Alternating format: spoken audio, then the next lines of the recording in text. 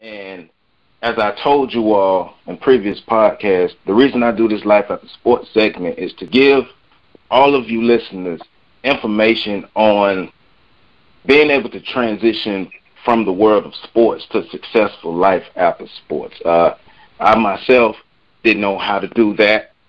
So I have a lot of friends and I have a lot of people that I meet who've actually had that successful transition. And today's show is actually going to be dedicated. The whole show is dedicated to that. This gentleman, I met him in high school. We actually played football together in high school. He was one of the gentlemen who we knew was going to make it. We didn't really worry about him not being able to make it because of the head that he had on his shoulders. He's a really bright young man, and he was determined to make something out of himself. Played collegiate football, then became a celebrity personal trainer. Now, everybody don't get a chance to do that. So I want all of you to pull out your pen and your pad. Make sure you take notes so you can learn about a true transition from the world of sports to a world after sports and still be able to be as successful as you want to be and as competitive as you want to be, if that's your lane. So I'm welcoming a good brother, Mr. Gerell Webb. Thank you for being on the Fixed Sports Podcast today, brother. Yo, man, thank you for having me, man. I appreciate all those kind words. I hope I can stand up to all of that. Man, you are doing it, brother. Like, you are doing it. Like I say, just to be able to see you on your journey, see you doing your thing, see what you have built. I train 365, and you have a very, very, very successful platform. So we want to learn all about how you became as successful as you are today. So kind of want to start at the beginning. So can you give us some background information about yourself, how sports has impacted your life, and why you chose to become a fitness trainer? Yeah, man. I mean, I can start from the beginning. I've been playing sports, you know, man. Growing up in Florida, we started early, so I started playing football when I was 7, and I played, you know, all the way up through and a little bit after college, and then, you know, after that, I went to Middle Tennessee State University, played free safety and cornerback there, and then. You know, life happened. You know, unfortunately, everybody doesn't get to go to the big leagues. You know, more people don't make it that do make it, and I was one of the ones who didn't make it. And sometimes it doesn't have anything to do with being good enough or anything like that. It's just, you know, it's a game of numbers sometimes. Then, like you said, it's trying to figure out what are you going to do next? And, you know, for a time, you know, I was lost and didn't know what I wanted to do. But I've always loved working out. So even after I stopped playing ball, you know, I kept working out, and I stayed in shape. And then I ended up helping some other people get in shape. You know, they asked me, hey, could you come show me around the gym? And I did that. And, I mean, I guess you can say the rest is history after that, brother. Okay.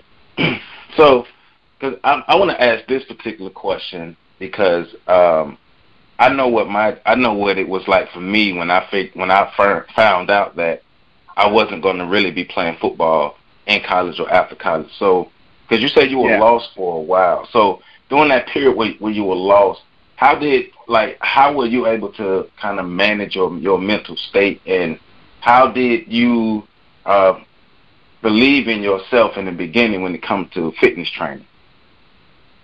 Yeah, man. So if I can quote the late great Nipsey Hussle, he talks about his journey and just how, you know, he experienced every emotion, you know, and I feel him so much on that. You know, I literally went through every emotion. You know, I went through times where I wanted to quit.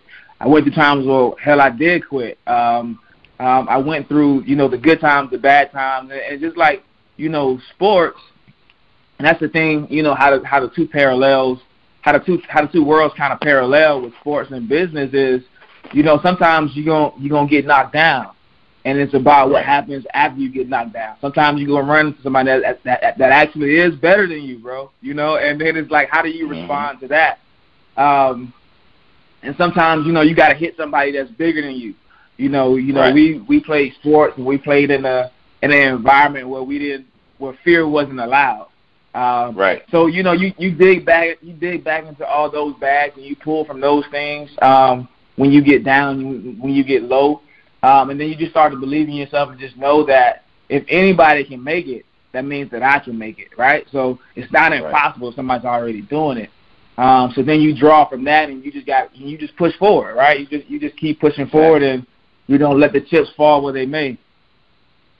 Exactly. Now, I definitely agree with that because, like you said, the environment that we came from playing high school football, fear was definitely not allowed, and still to this day that helps me because I just go into certain situations with no trepidation, and I see other people may think twice about it. But you know, we was trained from an early age, and just do it. Yeah, man. What you scared for? You scared to go home, man. That wasn't really allowed. So it's kind of the same thing in business, man. You know, the people who are not afraid to mess up.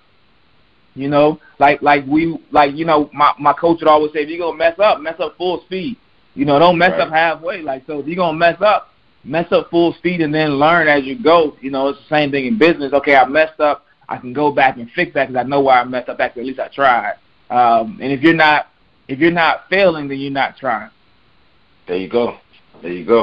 So earlier you said you were introduced to sports like football around the age of 7. So like, how were you introduced to football, and why was football the sport that you chose over other sports?